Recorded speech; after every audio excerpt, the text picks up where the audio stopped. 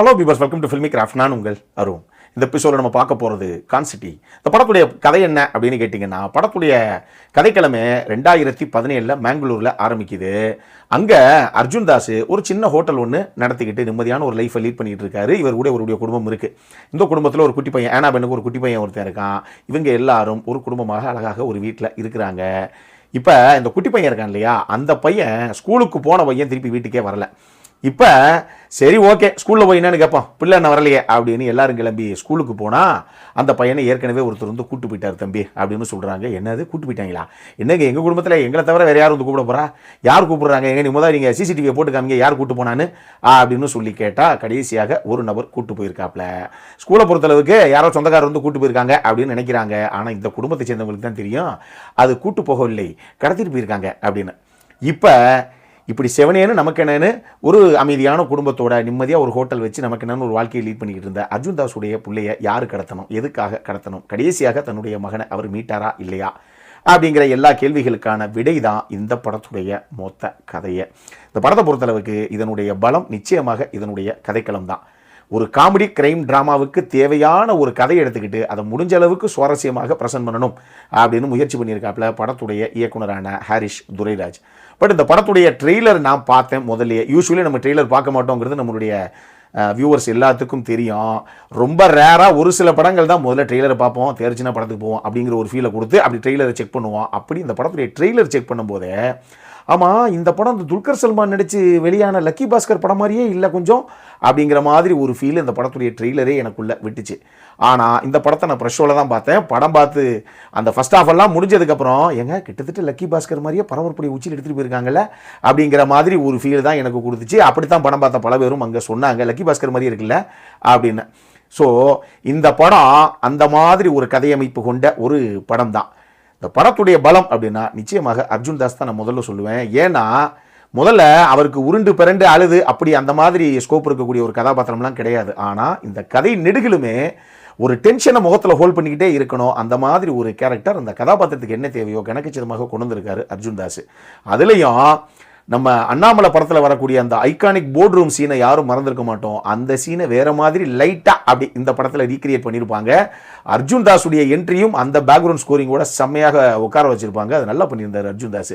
அதே மாதிரி ஒரு சீனில் ஒரு லைவ் டிவி ஷோக்கு ஒன்று அர்ஜுன் தாஸ் கால் பண்ணி பேசுவாப்பில். அந்த சீக்வன்ஸ் ஆகட்டும்னு சொல்லி ஒரு சில சீன்ஸ் எல்லாம் செம்மையாக நீட்டாக கொண்டு வந்திருந்தார் அர்ஜுன் தாஸ். என்கிட்ட கேட்டால் அந்த கதாபாத்திரத்துக்கு நல்ல காஸ்டிங் அவர் தான் நான் சொல்லுவேன். அதே மாதிரி ஆனாபென்னை பொறுத்தளவுக்கு ரொம்ப காமன் கம்போஸ்டான ஒரு கதாபாத்திரம். அதை தாண்டி நீங்கள் என்ன தெரியணுமோ அது படத்தை பார்த்து தெரிஞ்சுக்கோங்க. இதுக்கப்புறம் முக்கியமான 2 கதாபாத்திரம்னா அது கதாபாத்திரம்ங்கிறத விட ஒரு நல்ல காம்போ.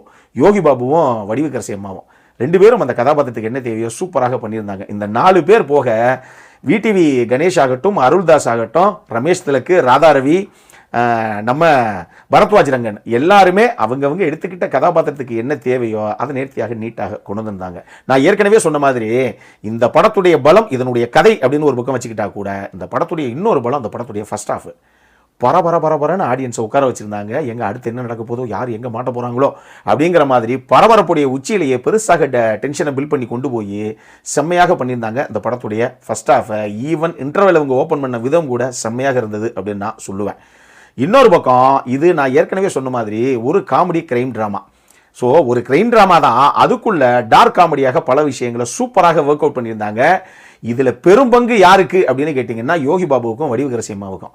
இந்த 2 கதாபாத்திரங்களுமே ரொம்ப சட்டிலாக பிஹேவ் பண்ணக்கூடிய கதாபாத்திரம் தான். இருந்தாலும் யோகி பாபு அப்பப்போ ஒரு சில படங்களில் அட்டகாசமாக காமெடியாக ஸ்கோர் பண்ணிட்டு போவாப்புல.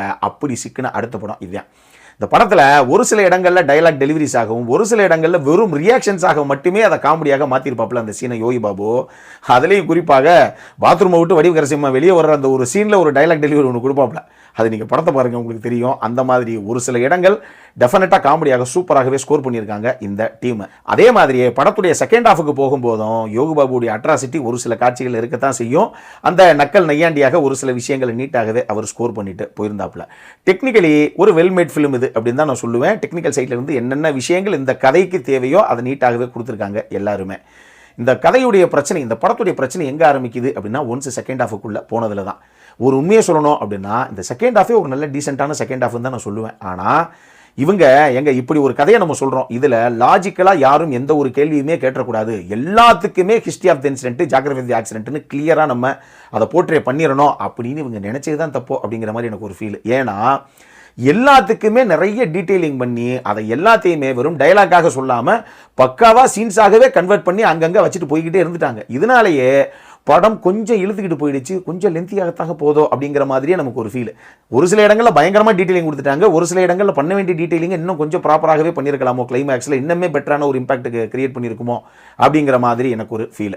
அதே நேரத்தில் ஒரு சில காட்சி அமைப்புகளை இவங்க ஒரு டென்ஷனை பில்ட் பண்ணணும் அப்படிங்கிறதுக்காக வச்சிருக்காங்க. ஆனால் அந்த காட்சிகள்லாம் அப்படி சித்தரிக்கப்படலை அப்படின்னா கூட அதனால ஒரு பெரிய பாதிப்பெல்லாம் இருந்திருக்காதோ அப்படிங்கிற மாதிரியே எனக்கு ஒரு ஃபீல். உதாரணத்துக்கு மதன் தட்சிணாமூர்த்தி வீட்டுக்குள்ள திடீர்னு மாஸ்க் போட்டு அந்த குழந்தை அந்த வீட்டுக்குள்ள வர சீன் ஆகட்டும், கதவு வெளியே சாத்திக்கிருச்சு, யோகி பாபு உள்ள மாட்டிக்கிட்டாரு அப்படின்னா பரவாயில்ல, அப்படியெல்லாம் எதுவுமே கிடையாது. ஆனாலும் எதுக்காக யோகி பாபு உள்ளே உட்காந்துருக்காப்ல, கிளம்புனா அப்பே கிளம்பி வந்திருக்கலாமே, அவர் தான் போன வேலையை முடிச்சிட்டாப்லையே அப்படிங்கிற மாதிரி விஷயமாகட்டும்னு ஒரு சில காட்சிகள் அந்த மாதிரி ஒரு ஃபீலை எனக்கு கொடுத்துச்சு.